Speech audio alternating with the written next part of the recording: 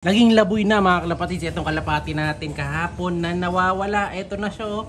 Naglaboy na dito na kumakain. Pambihira tong kalapati na to. Kailangan mahuli natin to, matrap para makuha natin yung ibon natin na to. Gagamitan natin ng trap technique. So yung gagamitin natin dyan, ayun, nandun sa baba eh. Ayun, yun yung gagamitin natin. Kukunin natin ngayon yan para ilagay dito sa itaas. Kasi pag di natin ilagay dito yan, hindi natin mahuhuli. So, kagaya nung ginawa natin sa mga kalawang dati. Ngayon, kukunin ko na yun. Lagay natin sa taas. Set up natin yung pantrap natin. Siya si Idol Madla, nakakahanga. May mga hawak, gandang linyada. Ika'y inspirasyon kung bakit hanggang ngayon ako'y palaging kumakarera. Tapos dumagdag pa tong manok na to. Di ko alam kung bakit nandito tong ating Old English Bantam. Siguro ginugulpi ng mga tropa niya to kaya nandito, nakarating sa taas eh, no? Kunin natin, malamang binubugbog ng mga tropa niya dun sa baba. Kunin natin, kawawa naman. Saka natin ilagay sa cage. Ito, dala ko na yung patoka. Meron tayo dito mga tira-tirang patoka. Tapos ito yung trapdoor natin, ayan. So pakita ko sa inyo yung trapdoor natin kung paano gumagana. So once na pumasok yung kalapati dito, gumanyan, hindi na makakabalik. Ayan. Kasi yung trapdoor na to usang sasara, ayan. Yan yung mechanism yan. So lalagyan natin patoka sa gitna. Pag pumasok, sumot siya doon, bumabato, hindi na makakalabas yan. Ayan. Huwag lang yung mga payatot na ibon. Kasi pag yung mga ibon payatot, nakakawala. Pero hindi naman payatot to eh. Bukod sa kalapati natin kahapon mga kalapatids na nawawala nga, eto, nandito rin yung kalapati natin. Ayan, nilagyan natin yan. Tapos ayun nga, may isa pang kalapati doon. Ayan oh. May blue bar oh. So nadagit niya. Nakadagit pa yung nawawala natin kalapati. Ang bihira sila. Ngayon, lagyan na natin ng ano to. Lagyan na natin ng pagkain. Lagyan natin ng konti lang. Sa gitna eh. Ito pala, may patukaan pala eh. Ayun, tama-tama, may patukaan dyan. Gamitin natin yung patukaan na to. Lagyan natin. Yan, dami yan. Pasok natin ngayon sa loob. Kailangan yung di maabot ng leg nila. Yan, ng gitna na yan ha. Hindi na matutuka doon sa kabilang side dyan. Tapos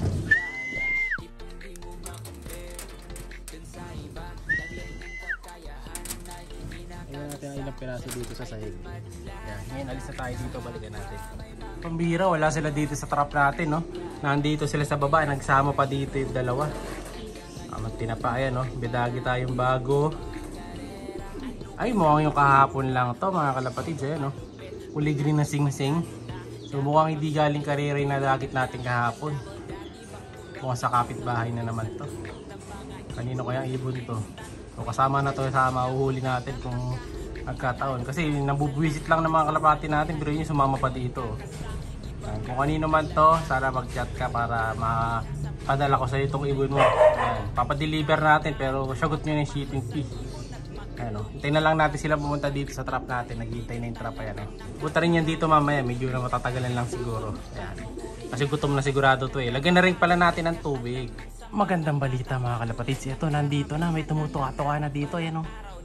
Mukhang may madadali na tayo. Ayan. Sige, pasok ka. Ayan, tinitingnan niya yung tubig. Saka yung patoka. Sige, pasok. Uli ka ngayon. Sige, tuloy mo na yan. Ayan, pasok na. Ayan o. Iikot ang iikot yan kung saan siya makakapasok dyan sa loob eh. Sige, pasok. Galingan mo. Ayan, hanggang sa mga awit ako dito kakahawak ng camera ko. Ayan, ayan. Ayan, yan ang pinto. Ayan, sige, pasok. Ayan na, ayan na, ayan na, babasok na. Ayan na, ayan na, ayan. Sinuot na niya yung ulo niya. Dire-diretso lang yan. Sige, pasok. Ayan. May tubig dyan, saka patoka. Pasok, ayan, ayan, ayan, babasok na, ayan na. Nakapasok rin kalahati ng katawan. Tutuloy na to. Ayan, ayan, ayan, babasok na, ayan na, sige, tuloy mo na, sige. Sige, pasok. Ayan o, shoot na eh, bumalik pa. Shoot na yung kalahati ng ulo eh.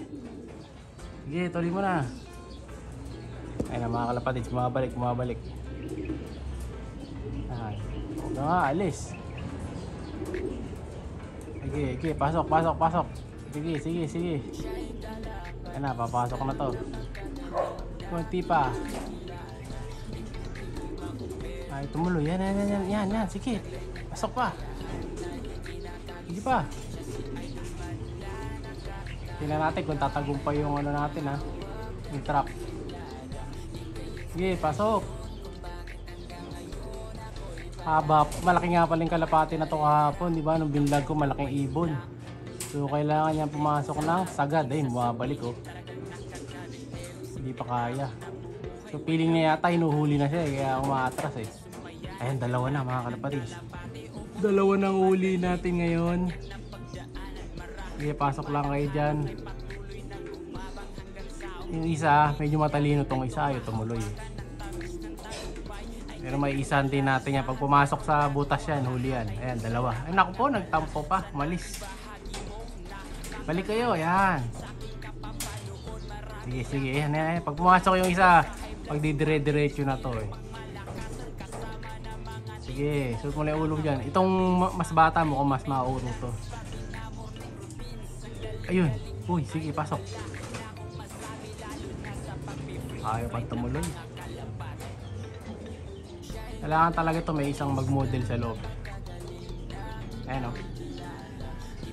Marami nang nahuli tong trap na to eh. So, tingin ko, mahuhuli niya rin tong dalawa. Medyo malayo na tayo dito mga kalapatids ha. Ayan yung distance natin sa kanila. Ayan, oh. Malayo tayo. Kaya sinuzoom lang natin. Itong bata. Ito lang yung mahuli natin. Okay na eh. Hindi naman sa atin yung isa.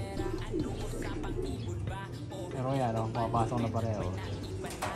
Pero mas maganda to kung mahuhuli natin silang dalawa.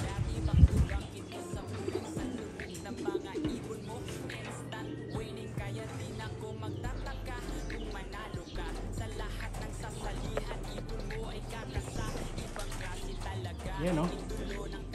Ay pa isot ang ulo eh. Sa kabila ang butas. Ayan, yan, yan, yan. Yung bata. Mukhang tutuloy yung bata. Yan, sa kabila. Yan. Hindi pumasok na isa to. Huli na dalawa na to.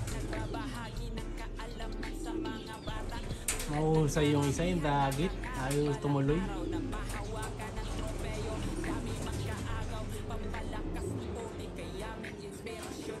Yan yung isa, nakapasok na yata yung kalahati ng katawan. Ayan, yan, sige, pasok. Ayun, pasok, huli na isa. Sure, huli na isa. Tama, di ko gano'n makita. Ayan, yan, huli na isa, mga kapatid. Ayan, no?